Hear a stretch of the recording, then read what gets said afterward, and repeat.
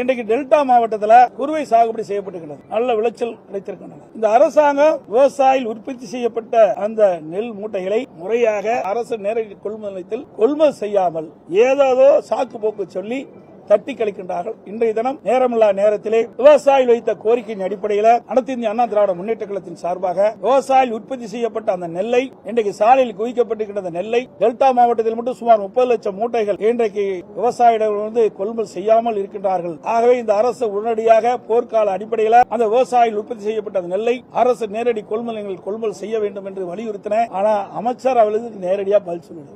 மத்திய அரசு மீது பழி போட்டு தட்டி கழிக்கிறார். நான் மேலும் அமைச்சருடைய கவனத்திற்கு கொண்டு வந்தேன். விவசாயிகள் எத்தனை நாளைக்கு இந்த நெல்லை பாதுகாத்துக் கொண்டு இருக்க முடியும்? அதை திறந்த வெளி கிடங்குகள் அமைங்க. உடனடியாக விவசாயிகள் உற்பத்தி செய்யப்பட்ட நெல்லை கொள்முதல் செய்து அதை பத்திரப்படுத்தி அவ்வப்போது குடானுக்கு எடுத்து செல்லலாம் என்று ஒரு திட்டத்தையும் சொன்னேன். அதற்கும் பதில் இல்லை. ஆக விவசாயிகள் உற்பத்தி செய்யப்பட்ட அந்த நெல்லை இந்த அரசாங்கம் கொள்முதல் செய்வதாக தெரியவில்லை.